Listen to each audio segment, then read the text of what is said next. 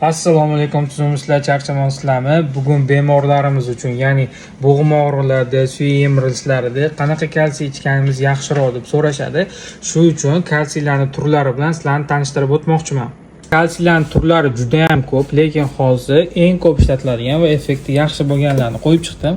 Kalsiy detrinikamid bilan kalsiy detrinikamid forte. Bular bir-biridan nimasi bilan farq qiladi? Ko'rishimiz mumkin. Faqat detrilarning dozasi bilan farq qilishi mumkin. Bular o'zining tarkibida elementar kalsiy saqlaganligi uchun organizmda so'rilishi ham yaxshi bo'ladi. Shu sababdan detrilarning miqdori qolgan kalsiylarnikidan kamroq bo'ladi. Xo'p, glyukozamin xondrotein to'g'ri bu kalsiylarga aloqasi yo'q deyishinglar mumkin, lekin suyaklardagi tog'ay qatlamlarning yemirilishida yoki ularning o'zgarilishida eng effekti yuqori bo'lgan dorilardan bittasi hisoblanadi.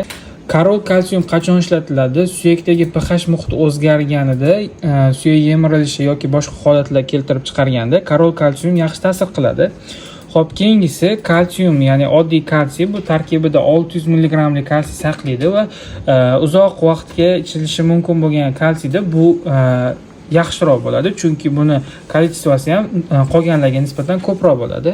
Kalsium magneziumda, ya'ni kalsiy bilan magniy saqlagan bo'ladi. Bu organizmda mineralizatsiya buzilganida yoki bo'lmasam kalsiy va magniy yetishmaganida suyaklarning o'sishi uchun yaxshi ta'sir qilib beradigan kalsiylarimizdan biri hisoblanadi.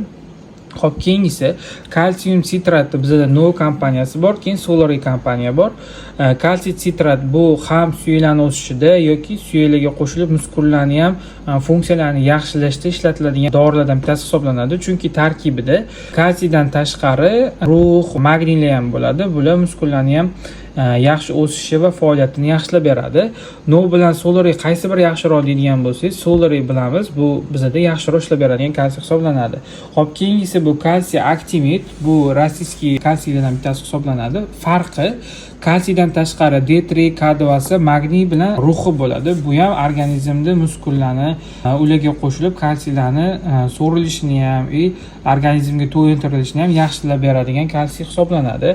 O'ylaymanki, hamma uchun manfaatli bo'ldi. Bundan ham to'liqroq ma'lumotga ega bo'lish uchun sahifamizga obuna bo'lib, direktdan yozadigan bo'lsanglar, shunga qarab kalsiylarni tanlab berishimiz mumkin bo'ladi. Hammaga rahmat, sog' bo'linglar.